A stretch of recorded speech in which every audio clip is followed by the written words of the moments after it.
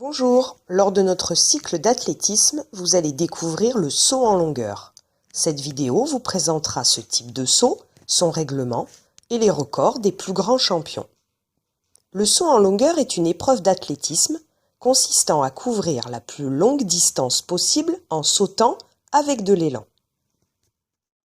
Dans l'Antiquité, les Grecs et les Romains pratiquaient déjà le saut en longueur, qui était l'une des épreuves des Jeux olympiques antiques.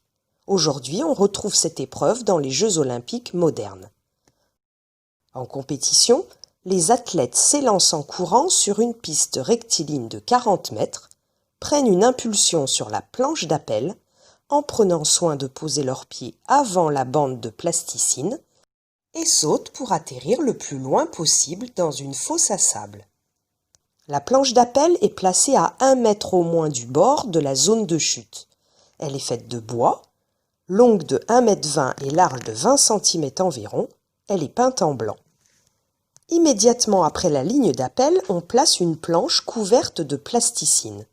Cette bande, composée comme une pâte à modeler, permet de retenir l'empreinte du pied de l'athlète pour savoir s'il a dépassé la planche d'appel.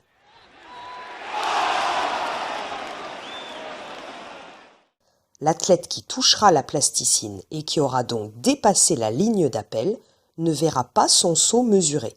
On dit qu'il a mordu. La zone de chute est une fosse de sable qui a au moins 2,75 m de large sur 10 mètres de longueur. La surface de la zone de chute doit être aplanie avant chaque saut pour permettre de voir les empreintes du sauteur sur le sable. Les sauts sont mesurés de la ligne d'appel jusqu'à la première trace dans le sable, quelle que soit la partie du corps qui a laissé une empreinte sur le sable. Si par exemple, je me réceptionne sur mes pieds dans la zone de chute et qu'ensuite mes mains touchent le sol derrière moi, la mesure sera effectuée à partir de la première trace de mes mains. Et pour effectuer la plus grande distance, il faudra essayer de se rapprocher le plus possible de la ligne d'appel, car si j'ai sauté en posant mon pied 20 cm avant la ligne, ces 20 cm ne sont pas mesurés et sont donc perdus.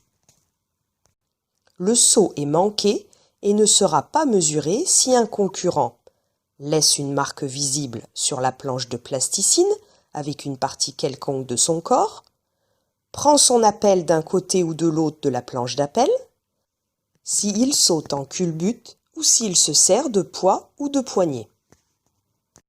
Au collège, nous ne disposons pas d'une zone officielle de saut en longueur, mais nous sauterons dans la fosse de sable à partir du terrain de handball sur le plateau sportif. En compétition, les concurrents ont généralement 3 essais et pour les 8 meilleurs, 3 essais supplémentaires. Le gagnant est celui qui a réalisé le plus long saut mesuré. Les athlètes utilisent des marques sur le côté de la piste pour repérer l'endroit où ils vont commencer à courir. Avec cette marque, ils peuvent ainsi courir rapidement et arriver à chaque fois avec leur bon pied d'appel sur la planche d'appel. Le record du monde est détenu chez les femmes par Galina Chistiakova avec un saut de 7,52 m.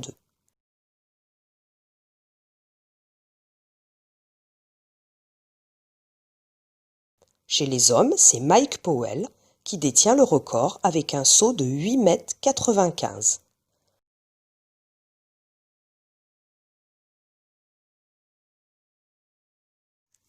Voilà, cette vidéo est terminée et il ne me reste plus qu'à vous donner rendez-vous à votre prochain cours.